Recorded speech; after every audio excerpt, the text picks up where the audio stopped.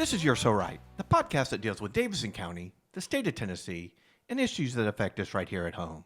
I'm your host, Lonnie Spivak, and today I'm here with Metro Council member from District 23, Tom Druffel. Tom, thanks for joining us today. Good to be here, Lonnie. Thank you. Can you give the viewers just kind of a little info on your background? When were you elected to the council? Kind of what your district is, and I know you do meetings a lot in your district. And let's just kind of let people know who you are, they can get on your mail list, and that kind of stuff. And then we'll kind of get into the nitty gritty on what's going on in the Metro Council. Glad to. Yeah, my district, first of all, is District 23. It's Belle Meade, West Meade, Hillwood Warner Park area. Okay. A pretty concise little area that we have in West Nashville. Come back from the hotel business. I was with Marriott Hotels 18 years and IHG 21 years. It was on my wish list to get into this kind of thing. I just happened to work into it. My primary mission is working with at-risk youth and trying to come up with ideas and more strategies that improves their lives and opportunities. And when were you first elected to the Metro Council? Well, let me see, 6 years ago, on my second term, halfway done, and a year and a half left on second term. So before we get into some of the zoning stuff, one of the things that Metro Council is facing is the state law that said that the Metro Council could not exceed 20 members. And that's something that the Metro Council has been, I don't know how strongly you guys have been discussing, but there was a lawsuit by Metro, which the Chancellery Court here ruled for Metro, and then it went to the State Appeals Court, and the Appeals Court ruled for the state. And so now we're waiting for the Supreme Court to either hear the case or not hear the case. So we're kind of, as of right now, Metro Council will have to reduce its size from 40 to 20 members at the most by the time we have our next election cycle in 27. Can you just kind of let us know where we are in that process? If there's any progress at all whatsoever with reducing the council size. Yeah, and if I got this right, I talked to Chief Dietz, who's our legal director, and we understand that the Supreme Court will come in February, if I got this right, and then hopefully understand the interest of getting this done quickly. I think all of us are excited about trying to understand whether, number one, they'll take it, number two, what they're going to do with it, because it'll be a major change for most of us and how we're going to look at our districts and who's going to want to run the next term, right? We got to figure out. Right. And so assuming that the current legal status is that Metro does have to reduce its size to 20 members, how is the council looking at that makeup? Because really it could be any number up to 20. I don't imagine the Metro Council would go with 15 or 12 or 6 or whatever that number might be. I'm assuming they'll do 20. Are they looking at larges and districts, all districts, kind of? You and I have talked about this before. I think we're at 17 districts with 3 at larges. I know there's not been any formal votes on it, but. Yeah, that was an accelerated process. we thought it was right before the last election, and we were all like, what are we going to do? And we all... Well, that was ambitious, I'll have to say. That was a little bit too close to our election. We looked at a 1, 3, and a 5 at large, and each, of course, then changes the district size that each of those districts would be. And I think the 1 didn't seem to make sense. The 3 and 5, I think, had some support for those.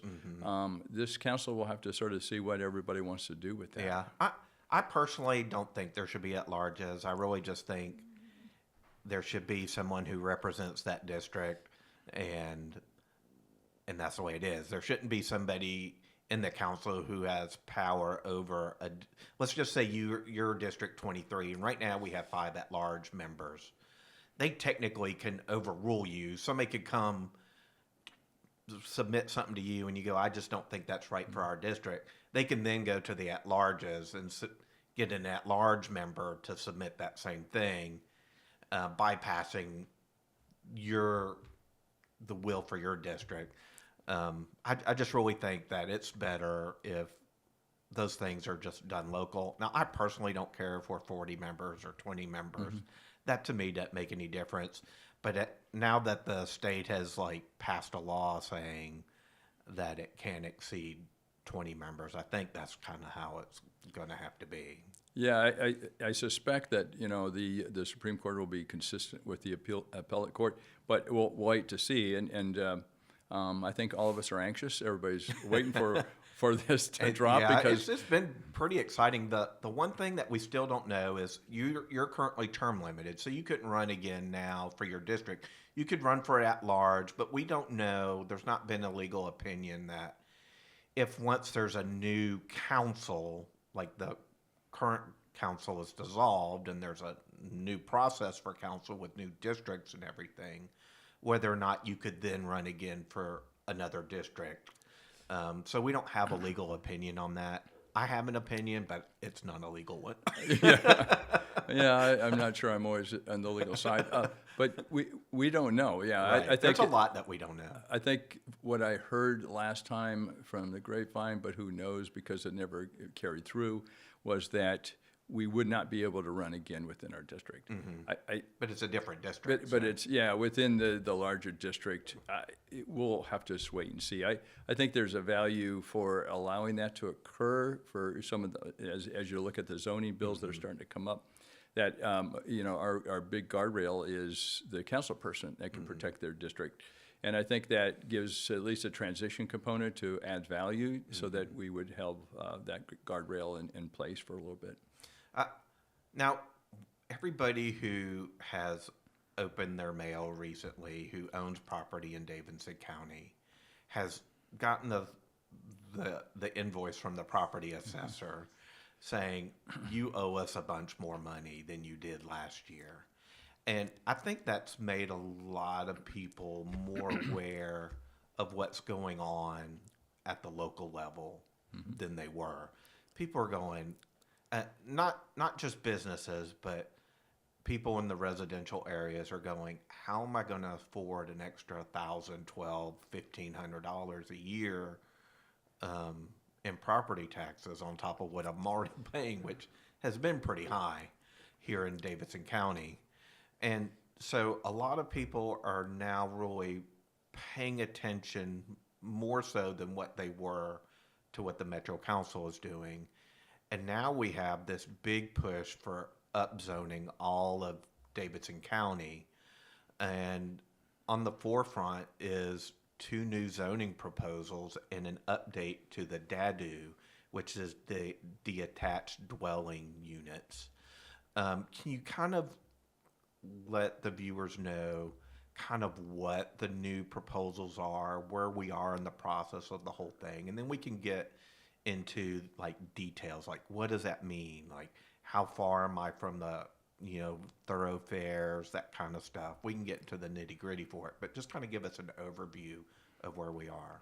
Well, I think I'd comment on the taxes. That was I was one of 3 to 5 people that was against, not necessarily a tax increase. I think we have to have it. It is probably 60% of what we get our revenue, but the reality is taking one of the largest increases in neighborhoods that really couldn't afford it. In our neighborhood, you take a 2,200 square foot ranch, and because there's a lot of new development with houses that are now worth $3 to $5 million. The comps have gone like, yeah, you're stuck. You're absolutely stuck in this, where you had done nothing wrong, you lived there a long time, and all of a sudden your taxes are now. And now there are things like if you're a senior, there are things where you can freeze your property tax. Is that right? Right, up to 62. I think if you can make up to 62,000, as I understand. And this is if you're like 65 or older. Is that what it is? Yeah, that's. I think I got those right. Okay. And so that does give some option, but it's probably not enough for a lot of people. You know, right after that occurred, and everybody's getting their tax bill, I've gotten a lot of comments, emails, phone calls to say, we're done. Yeah, we're moving. This is our second large tax increase. In our neighborhood, I believe it's a 45% tax increase, and that was on top of the 28% back in 2000. So now, so you know, you're in the urban services. See, I'm in the general services district, and I feel like I got hit double hard right. because they just did away with the tax. The people who were in the general services district who don't have their trash picked up and that kind of stuff, we got bumped up to the same tax rate as the general services. So we got double taxed because we still pay for our own trash pickup and water and the sewage and all that other stuff. We pay for separate, which, didn't sit that well with me either. Yeah, they had a study that came out that said that the general service district wasn't paying their fair share. So it came at a bad time, I think, because the economy has, been teetering and had some issues. And so, there are things that we need to do in the city that as we've grown to support, but I don't think we need to do it at that level. I felt like that was overstating what we needed. And so, when look at affordability, ironically, we're talking about affordability, but then we're raising everybody's property taxes so much where some people simply can't afford it. And I don't think they see that that people are aware or consistent at a political level that their concerns are being met. And I had attended the public comment meeting at Bellevue, at the high school in Bellevue, back when they had the public comment opened. And I asked them, the guys at planning, if they thought that the high property taxes had an effect on our high property value cost. And their answer was, I assume so, but that's not something we've looked at, is basically what they've told us. And I'm like, that's probably pretty lame of an answer for the guys from planning who know for a fact that the property taxes have a big impact on what people pay to live in Nashville. Well, and I don't think it was transparent in terms of, they said it was due to the higher appraisal amount, but we still have the opportunity to change the per diem. So yes, it is, but we still control the per diem. The mayor and the council still make that decision of what your property taxes are going to be. I think they have the inability to regulate what they want to spend money on. Where we budget, their budget is, well, we want to do all of this program stuff, but then we also need to do our sewers and our infrastructure, and they're not really picking an either or. They're saying we want it all, and they're just putting that on the backs of the taxpayers at this moment. Yeah, I believe so too. I believe that we have aspirational budgets for the MNPS, and I was chair of education when we did this. We needed to get the teachers' pay up to a significant level. Agreed. And I was 2 years in a row. I was like all over, these really great budgets, and we're thinking, well, we're getting to a platform maybe that we don't need to make that significant change. Then we come along and make, a pretty significant change in MNPS and everybody's budget. And I totally agree that we have a lot of great people working for us. But, I think it should be a more progressive approach instead of all at once and sort of saying, okay, we can do this at once and just, that's it. My thing is, I feel like we really need to pay our teachers well. I feel like we have a high number of administrators to in-classroom teachers, which is affecting the quality of education that we have here in Nashville. But I also don't think we need $350 million high schools, and I don't think the buildings should be as luxurious as they are for what their purpose is. I mean, I'm not saying that that our kids should be going to school without heat and air, but I don't think they need to be 5-star hotel quality in order for them to meet their function, and at a time where we're asking the citizens of Nashville to pony up more and more, it seems like every year now. Oh, amen, Lonnie. It is wrong that during this time, and especially when you have people that have lived their whole lives, and now they have to pay more and more, and they can't do it. Of course, I'm obviously a senior, and you're starting to look around and go, I get it, right? Yeah. I mean, when you add $150 a month in taxes, property taxes on top of other things, and all the inflation that's occurred over the last few years, it really catches up with a lot of people fast. When I got my bill, I think I'm paying nearly $400 a month for the privilege of owning a house in Davidson County. Yeah, it's and I've had the conversation with my wife, and I'm sure a lot of families have, that we can move 2 miles down the street to Williamson County and pay a fraction of that, or spend the money that we're spending for the privilege of owning our home in Davidson County on the value of the property itself, to where we're not really paying any more, but we're getting more value from the land than what we have in Davidson. Yeah, in our neighborhood in West Meade, literally houses are converting overnight. McMansions It's probably overnight. 25 to 30 at a time. The numbers are staggering. And when you talk to the people that have lived there their lives, they said, well, the costs are enormous.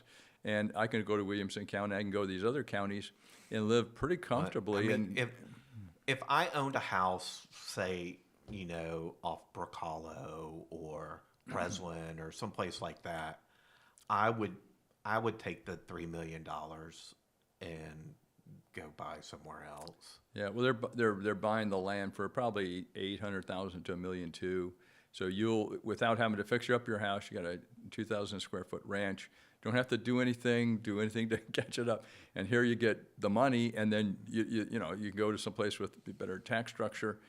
And it's transforming our neighborhoods. The culture of our neighborhoods is starting to change quite a bit. That's a good segue.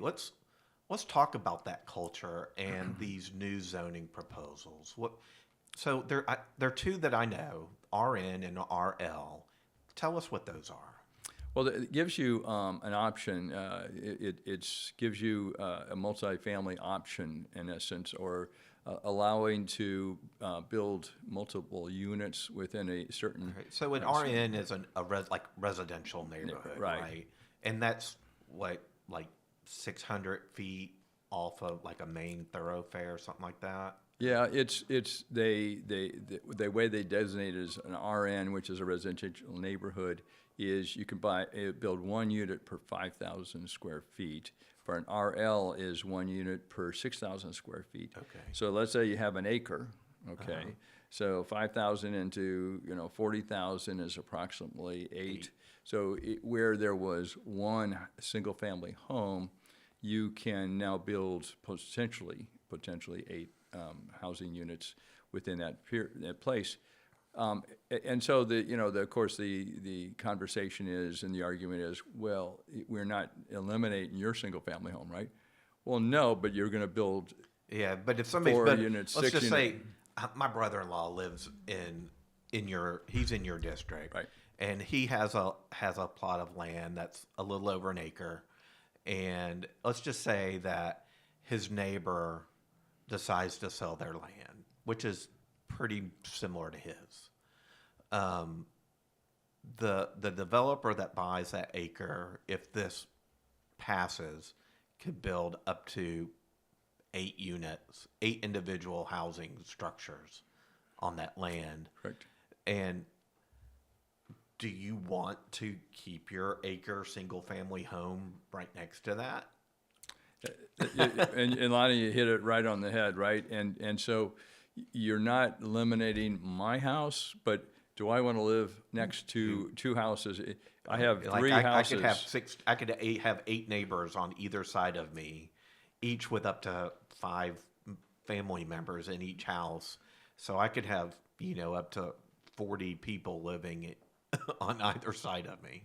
Yeah, and you're absolutely right. That's, the concern is exactly what you're saying. And I don't think there's any regulation for like how much parking those properties have to have. No, and it's minimal. And so what you're looking at is how is this going to funnel into the street?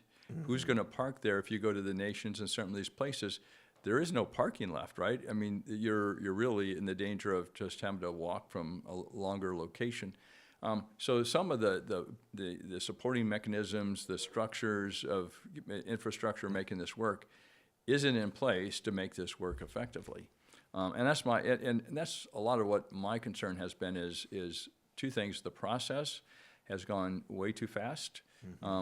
When in a year and a half ago, we asked when this, nest would eliminate single family, and it was like, we're all jumping up like, what in the heck is this? Came out of the blue, nobody anticipated. And we came up with a unanimously passed resolution that said, infrastructure and zoning, let's put this together and let's put a comprehensive plan together. And so here we come back, and unified housing study is at the same time.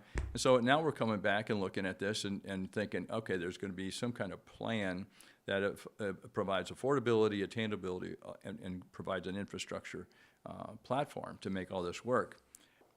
So when we developed this recommendation to come back with, from the planning department, to come up with some very specific plans, I was at least thinking it was going to be a comprehensive plan. We very much said affordability is a big issue. We would like to see something on affordability. We would like to see the infrastructure support.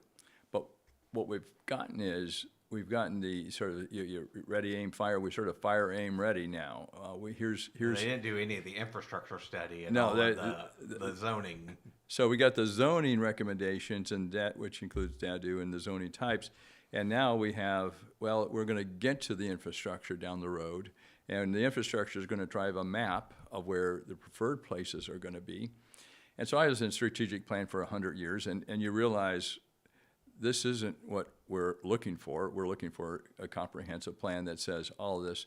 And I think a lot of people don't recognize if we do it without a well-disciplined approach, it's going to cost us. So if all of a sudden these zoning types go into the middle of neighborhoods, which a Metro Council person can approve, then it's going to cause more cost for infrastructure, because you can imagine 8-unit areas in a single-family home neighborhood, all of a sudden getting a lot of intense zoning, and we're going to have to get water, sewer. I mean, how do you get the sidewalks? How do you get them into transportation? Because our future, we know, trying to lean on cars forever is not going to work. So they have to be along arterial roads. So if we don't do this in the right order, we're stuck. We're just going to continue to get in a more deeper shape from an infrastructure perspective. So we saw that lack of planning, and we're about to see its ultimate impact with what happened in the Nations, where the council member came in and, without really talking to his constituents, who really didn't know what was going on until it had already passed. I know. So in that area, for those who don't know, the council member pushed in getting rid of the single-family home zoning, to where all of the land now is zoned for multifamily zones. So anywhere there was a single-family home zone, they can now put multiple units in that same space, where we've seen a little bit of that upzoning, but it was just like one lot would have 2 tall and skinnies. I think now they can do 4 or more on that. Yeah, that is one of the, when you look at this, and this is what probably causes a lot of issue, because they're saying the guardrail is your council person. Well, and said, well, a lot of people are telling me, well, they won't happen in your district as long as the council person doesn't agree. But there's a perfect example. What I saw is the council person really not getting full support. I think there was 52 that in a group that was for it, and he had a petition of 1,000 against it. But he carried it through, and everybody approved it through the planning commission. So one of the biggest guardrails is concerning, because if that Metro Council person decides he's or she is going to be king of their neighborhood, and they have a better idea than everybody else, now you're stuck with Right. that. And there was an effort to recall Councilman Holloman, but I don't think I mean, the bar is just so high to recall a member of the Metro Council these days. I don't know how that'd be successful. I think that, as I understand it, the numbers are pretty significant. It's 15% of potential voting members, but when you look at that number was actually higher than the people that actually voted for and against him. So the bar is so high that I think that is really a difficult thing. But clearly the emotions, when you're talking about your home, your neighborhood, your friends, your family, we seem to be missing the really personal character of what we're doing.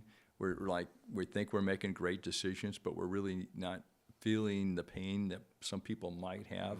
And I think that's my concern. You know, I have people in our West Meade neighborhood, they're, you know, second generation, close to their brother and their sister, and all of a sudden you can start to do this, and it will quickly change the character of your neighborhood.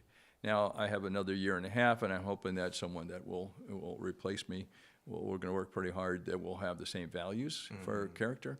But I got a feeling some people in some of our neighborhoods are going to wake up one day, and all of a sudden there's going to be some changes, and they may not know about it. And that, you know, transparency is one of the things I worked on in a couple of my amendments. I've opposed this only because I think there's a better process that we can really work harder. And I think if everybody could really see that here's what the infrastructure is going to be, and here's where it's going to be mapped to, and this is how it's going to work.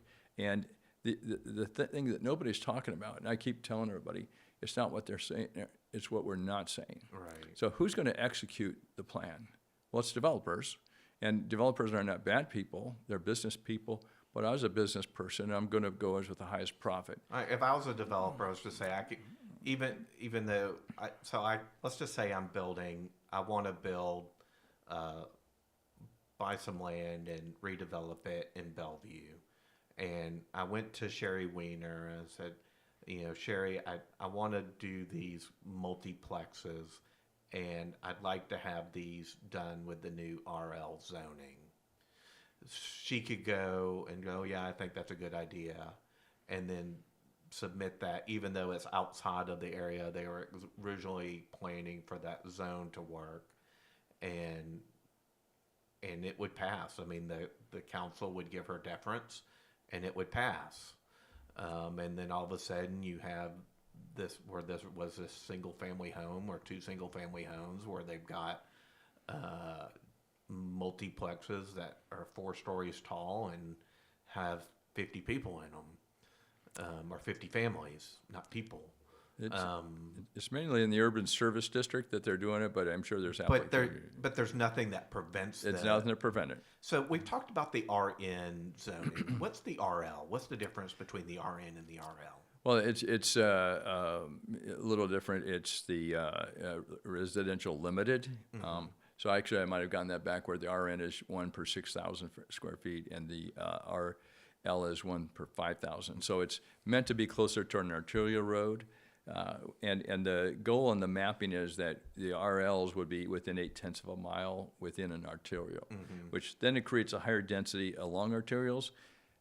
Fundamentally makes sense. I mean, when you look at all those these units can be a little taller, if I remember correctly, and it's a lot designed for multiplexes and quadplexes, and really the more density towards the main transit thoroughfares is what they're looking at. That's right, and it makes sense. That's where you go back to asking, wouldn't it be smart to have a map based on infrastructure first? Because we got Nashville next.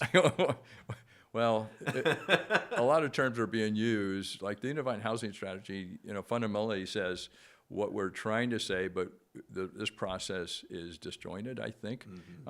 Where there is nothing, nor is anybody admitting there's affordability in this process. They're looking at this is going to get what's called the missing middle. It's sort of a missing middle transition component, and it's going to percolate down into affordability. Everything that we've looked at in some of these other studies, it doesn't really work that way. When the land cost is as high as ours, it just doesn't work. And the property tax for those units is super high. You're not gonna get the cost of those units down to a point where where they're thinking that people can afford them. Like, I have a daughter who's 24, lives in East Nashville, cannot afford to live by herself, has 2 roommates, to where they can afford to live in Nashville. Right. And that is a common theory. And when she was going through the process of trying to find an apartment, they wanted the people who rented those apartments to have an annual salary that was like 3 times what it cost to rent the thing. And like, I would have had problems renting the apartment. And like, how are they expecting these the missing middle to even find a place? Yeah, I don't. This goes back to process, right? You know, when you're in business, you have a business plan, and it's, you know, you have fundamentals, data, and information that supports. Here's what's going to happen. Here are goals that we're going to have, and here's what we think will happen. I don't see those, and that's again part of the concerns I have. I think I think it's whole process, or this whole desire is apolitical. Everybody wants affordability. We're all talking about it. We're all talking about attainability. We've got to do something. But what I see is that we really don't have the comprehensive process to get us there. We don't know how much it'll cost to fix the infrastructure, like the water and the sewage, to support the number of people that they say they want. We don't know what kind of traffic it's going to support. We don't know how many schools are going to be needed, what schools are going to cost. The only thing we know is that they want to upzone the areas. Oh, I know. But we don't know anything else. Well, you think about it, we're close to, technically the master plan for multimodal was December, January. I hear it's not really there yet. And so the stormwater master plan is not due till 2027, which to me is probably one of the big issues that nobody talks about. Is if you were in the flood of 2010, you recognize if you increase density, and you can just drive through the Nations area and you can see, like, you know, there are lakes in there. We increase the density where it's not supported. The water has nowhere to go. People are going to lose houses. They're going to lose people's lives like they did in 2010. So my concern is we keep moving fast, and I don't know why we need to, right? Mm-hmm. Here we are, December, we started this process, well, not well vetted in my opinion, because there weren't many people involved early on.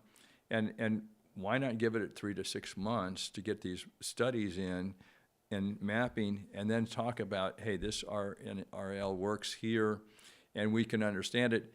Plus, if you're in a community, you can now look at that community and go, okay, I get it. Over here on the arterial, maybe those 2 blocks work.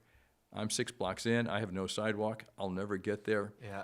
And one of the things that I think, and I've discussed this with you, is I think it's perfectly appropriate for the Metro Council to do the groundwork at this point to say, this is the way that we think Nashville should go. But within 2 years, we'll be looking at a totally new council structure with larger districts, with council members that are really going to represent probably 40% more people than they're currently representing. That's right.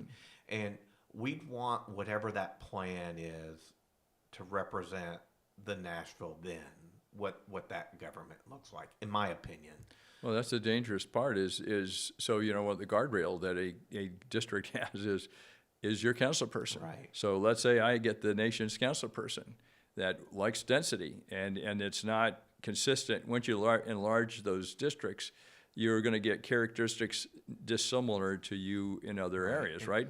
And all of a sudden, that person is all about density, and our district is not. And you know, we appreciate what we're doing. That person then that council person can then override the overall interest of your neighborhood. Mm-hmm. And that's what's a little dangerous. I like the larger districts only from a standpoint of a better balance to the mayor, because I think it's very hard to balance out with everybody's priorities and the mayor's priorities.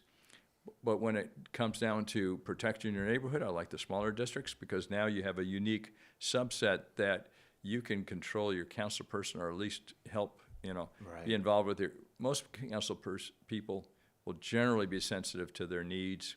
Some were clearly have not.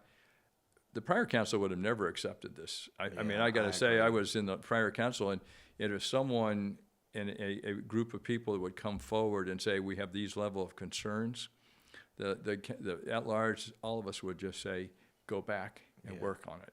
One of the things I think I'd like to see is a charter amendment. It would have to be something that was pushed from the council, a charter amendment that changed the way our budgetary process works. Because being in council, pretty much the mayor's budget gets approved one way or the other. Either it's the mayor's budget gets approved because you guys vote on it, the mayor's budget gets approved because nobody votes on it, or the mayor submits a budget, Metro Council tinkers with it a little bit here, a little bit there, because you guys don't have your own staff, your own budgetary system, and then that gets approved. So really, in one form or fashion, the mayor's budget's getting largely approved, and the council really has no way to push back on that. I really think that there should be a charter amendment that if the council cannot agree on the mayor's budget, then the previous budget should stay in effect until there's a budget that Metro Council can agree on and vote as a unit. Yes, this is our budget. Yeah, I've been in budget finance for 6 years, so I've gotten a good view of all this process. So it's the mayor's budget is recommended, then the finance chair's budget it can be a substitute budget, and those are the only two budgets that are amendable. Okay, so when you think of 40 people in there, and they are not amendable, so Councilor Johnson brought in a substitute, but of course it wasn't amendable. Therefore, it has no chance of any recognition. So it becomes really hard to, the mayor pretty much sets the foundation like they did last time. And so in both cases, it actually went up from the finance. I think the actual council's budget had a larger tax increase than the mayor's budget. Well, that's right. I mean, the last time it went from 32 to 36, and this one went up higher. And so you're looking at this thinking, there's just, in my opinion, some people are just not, they're missing that a lot of people and neighbors struggle financially. And they know it, but they don't seem to get the idea that if you own a house, you really can't afford these large increases. Now, there are priorities and there's things we got to do, but I think we got to look at ourselves internally. I presented something my first year when we had that first budget increase, and we were there till 6 in the morning. And naively, I thought, well, I'm going to do a few things and like a business. So I suggested a zero-based budget every 5 years. A zero-based budget means you got to re-budget from fundamentals. So, being in a business where I had a lot of hotels, you realize eventually people inflate, become more productive, but they never recognize that because they got the money. Right. So eventually you got to sort of bring it back to reality of you're probably not needing everything you get. I'm not sure that's the right answer, but I do believe there's got to be a performance metrics, and Mayor Cooper had that. I don't think it's still around, and I was involved in that for a short time. Is our performance in our departments equal or better to other cities, et cetera? If I came to you as, saying, here's my budget and we're outperforming everybody and here's what we got to do, I'd feel a little bit more at ease, not that I'm happy with the budget. But there's got to be a return. I guess I'm too business-oriented in some ways. It should be a return of what we're doing for what we're putting in. Yeah. Really, government should be making our lives easier. And Metro has increasingly made our lives more difficult. We haven't managed it, and the process is we would be out of business if we were a business at this point in time. We've allowed the infrastructure, the growth without infrastructure. One thing I'm working on right now is if you have a traffic plan for an apartment complex, say there's 2 of them, they only give you, to my knowledge, put a traffic plan to get out of your apartment complex. But let's say down the road is a light 3 blocks away. Well, there's 300 here, 200 here, 500 here. They don't account for the extra 1,000 that are hitting that light. Yeah. So I'm really now working on a bill that says you gotta, if it's a D or F intersection road, you gotta start looking at the cumulative effect. And that's what's gotten us in trouble. We keep looking at these one-offs. So planning department says, well, they got a traffic plan. Well, the traffic plans is a curb cut for maybe 30 feet so they can cut over here, but they don't talk about the cumulative effect of everything happening. And the same thing with all infrastructure. There's a cumulative effect, and we're narrowly looking at each development, not looking at the big picture, which has, I think, gotten us in trouble. And that's where, when you look at this is a better discussion when you are like RN and RL about how do we manage our density increase. We haven't done it well in the past. Obviously, I mean, we're one of the worst cities now in traffic congestion, and stormwater is taxed. So are we going to do it better next time, which I'm not getting the feeling because they don't want to have the infrastructure report first. Are we just going to keep going down the pattern and allowing development to occur at a pattern that's really going to make it worse for our city? And to your point, are we better off or worse off? I don't know anybody that thinks we're better off. Right. So we've talked a little bit about RN. We've talked about RL. We haven't talked about the changes that they're wanting to implement for the DADU, the detached additional dwelling units. What's traditionally called an in-law house or apartment. So why don't you tell us where we are with that whole process? Yeah, both these bills are going to be coming up on December 4th for final reading. Oh, gosh. With the amendments. And, we've listened to public comment, pretty strong public comment with very specific concerns. I tried to defer it just to give us another 4 to 6 weeks to look at some of the infrastructure. It didn't work, so it passed.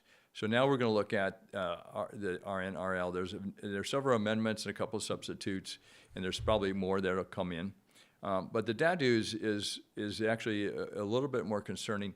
The potential of a DADU is decent if we could control it a little bit more, but with the DADU, there doesn't even have to be a planning commission approval. So you could have based on your size of land, up to 1,250 square feet. So this is everywhere in the general services district that is currently zoned. Urban service district. The urban service district. Yeah. So you can have up to, it depends on, it's rated by size of lot, and then you could have up to a 1,250 square foot DADU. So you can imagine a DADU in that would allow 5 people to live there with currently there's nothing that says there's a parking need. So you can have, 3 or 4 in a row, and you can imagine 25 people now living on the street that weren't there before. And the hard part is there's it's gentle ideas, great. I have a special needs son. It's a great thing to potentially put him a grandfather suite. It's not so gentle because what happens is, again, developers will use it as a tool to make as much money as possible. Right. Don't deny that. The current rule, I think, that is that if a home builds a DADU, then they can't be subdivided. They'll always be sold together. At least that's the current law. Right. Doesn't mean a future council won't come by and change that. Yeah, well, the way it's structured now, it allows you to apply for it. And so why not? Why not just give you, because in the future, if this passes, everybody can start building them without any planning approval. Yeah, they don't need planning. They'll need permits, but no planning.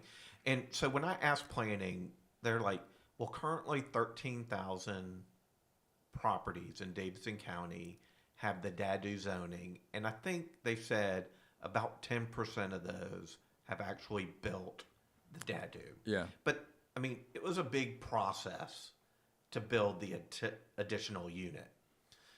And then I asked them, well, what is this how many properties are we talking about with this new proposal? And so it's an additional 60,000 properties in the urban services district Yeah. that will automatically be able to build an additional house up to 1,250 square feet with just a normal permitting. You won't need to go to your council member and go, hey, I want to build a DADU. You won't have to do anything other than go buy the permits and start building. You can imagine what this looks like. There's some amendments, and we're working on some guardrails. But the reality is, this is actually worse than RNRL in that regard. RNL has to go through a process through planning and the council person, so the guardrails are relatively good, well structured. Here, it's carte blanche. You can do it, and then when you can imagine rebuilding or building a new house and building this with it, you can, in essence, have, you have to live in it. The owner of the house and the DADU have to be one and the same.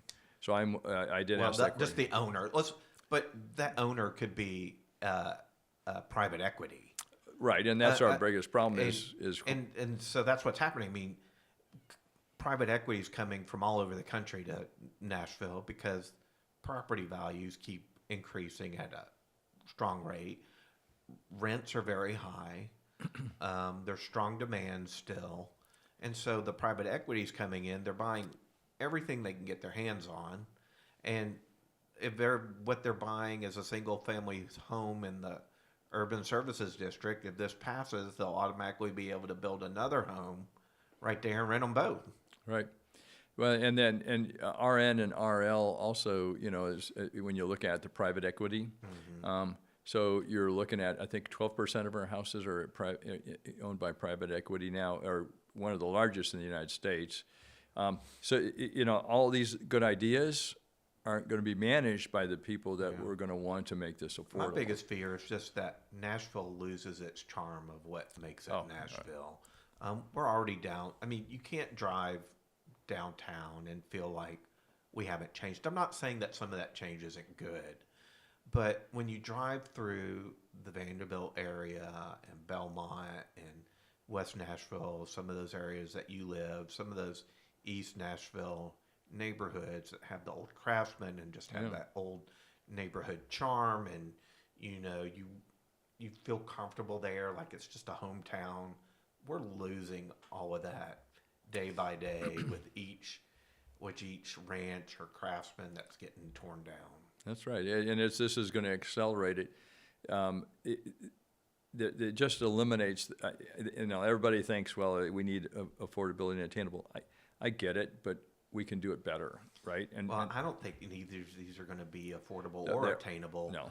I can't think of really one thing that Metro government has done that has really given the result that they expected it to give. Phil Valentine would call it the unintended consequences of government. Yeah. And that's what I think Nashville's going to experience. So what's next for Tom Druffel? I know your term limit, at least as it is right now. Do you have any future plans in politics? I'm going to be interested in. I have a granddaughter coming along for the first, and I love teaching, so I teach at Nashville State. Love doing it. I enjoy working with some youth programs. Working on several. One with foster kids, one with people that are formerly homeless at the cookery. I'm working on programs that I've always valued.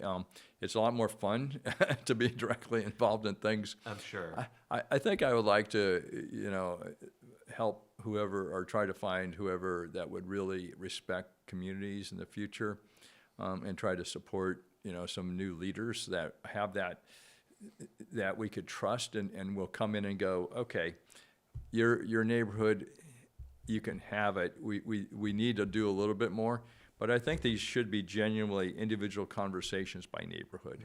Like, why do we have to put RNLs for everybody? We could say, hey, let's go to East Nashville. Let's go to, each area. What do you need? What do you want as citizens? Not here's what we're going to give you. Right. What do you think?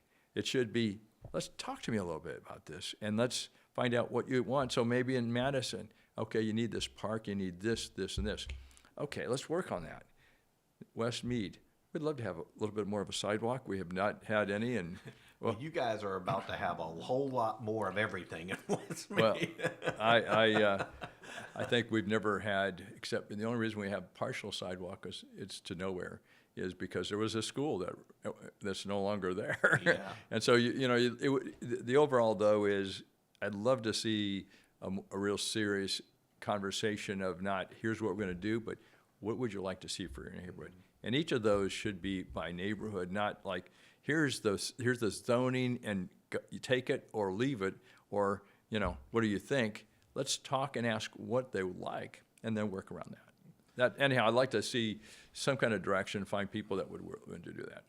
How do people find you on the socials if they want to get on your email list and that kind of thing? How do people find you? Yeah, I have a regular newsletter, pretty frequent, pretty regular meetings. Our meetings get pretty significant. I think we sometimes are between 50 and 200.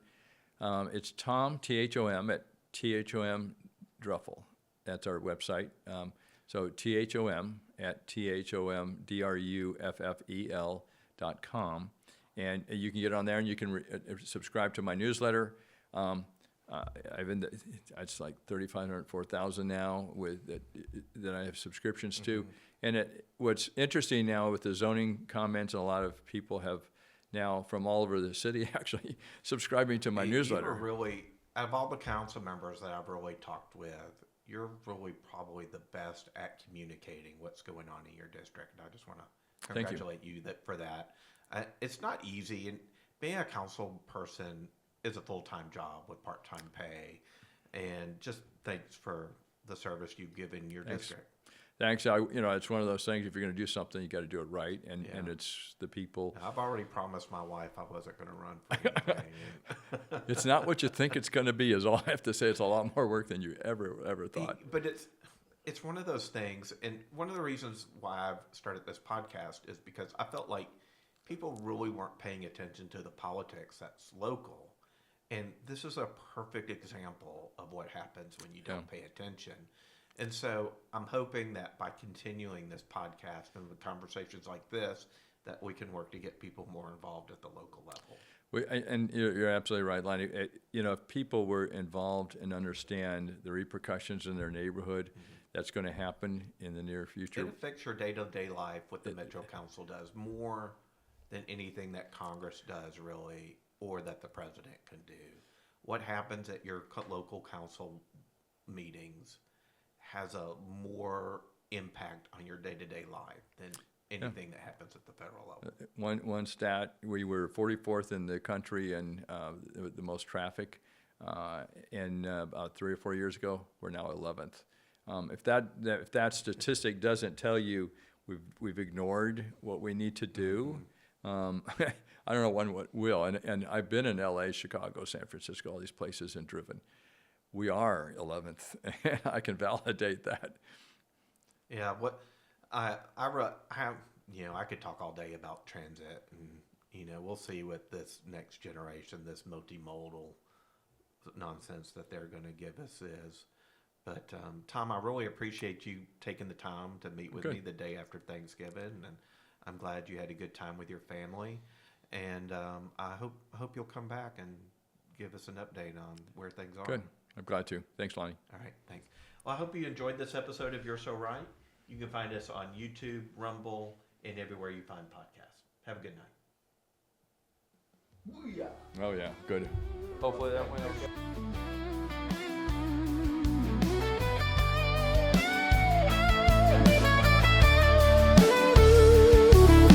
In Nashville streets where dreams take flight, Tennessee's pride shines bright, oh so right. From the mountains to the river's edge, hard working values, we won't let them get us wrong. The sun sets over fields of golden wheat, patriotism's fire will never retreat. From the capital to every small town, conservative values, we stand our ground. With every step we walk and strive for freedom and justice, we won't hide. Our voices echo loud and clear. In Tennessee we're standing strong and near. You're so right, you're so right. In Tennessee we're standing tall and tight. say, you're so right. Conservative values will never shift. Through rain or shine, we face the test. In every challenge, we never rest. From the boardrooms to the schoolhouse doors, we fight for what's good, we'll never ignore. With every step we walk in stride, for freedom and justice we won't hide. Our voices echo loud and clear. In Tennessee we're standing strong and near. You're so right, you're so right. In Tennessee we're standing tall and tight. You're so right, yes, so right. Conservative values will never shift.